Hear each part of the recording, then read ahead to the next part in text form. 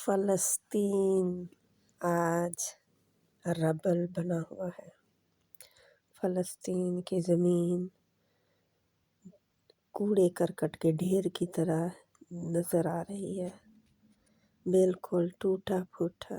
کس طرح ان کے دل ٹوٹے پھوٹے ہوئے ہیں، لیکن پھر بھی وہ مضبوط ہے۔ آج اگر پہاڑوں کا جگر ہوتا تو بعید نہ تھا کہ وہ بھی شک ہو جاتا۔ اگر زمین کو زبان ہوتی تو کیا عجب کہ اس کے نالہ فریاد سے کرۂ ارض میں کہرام برپا ہو جاتا۔ جو کہرام ہمارے دلوں میں ہی نہیں برپا ہو رہا۔ اور اگر درندے ان انسان نما درندوں کو دیکھ لیتے تو شاید وہ بھی شرمسار ہو جاتے، لیکن ہم شرمسار نہیں ہوتے۔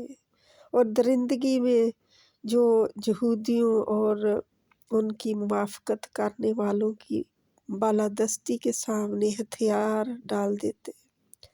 اس خون آشامی، ظلم و صفا کی اور قتل و غارت گری کی وجہ سے جو اس وقت غزہ میں جاری ہے، جس کو صدیوں سے اسرائیل کے ساتھ ساتھ اس کے نام نہاد بے حمیت، ضمیر فروش اور منافق نام نہاد مسلم حکومتوں نے ایک ایسے قید خانے میں تبدیل کر رکھا ہے جو بنیادی ضروریات سے بھی محروم ہے، جن کو کھانے کے لیے نہیں ترستے ہیں، پانی کے لیے ترستے ہیں۔ وہ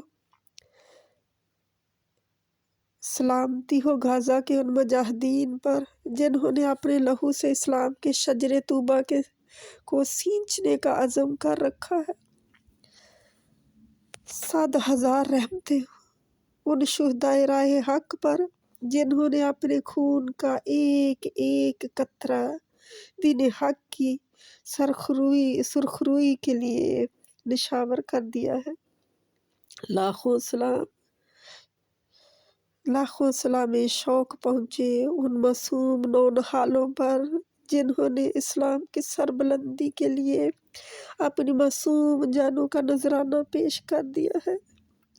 اور اسی قدر لعنتیں ان صلیبی اور صہیونی ظالموں پر جو دین و اخلاق اور بین الاقوامی قوانین کی دھجیاں بکھیر کر اپنی خون آشامی کی خواہ اور آرزو پوری کر رہے ہیں۔ اور ان کے اندر خوف خدا نہیں ہے، خدا خوفی نہیں ہے، خدا خوفی سے عاری ہے۔ اور ہمت جو مردوں کی ہوتی ہے، مردانہ ہمت جو جا کر کھاتی ہے انسانوں کو، وہ بھی نہیں ہے ان کے پاس۔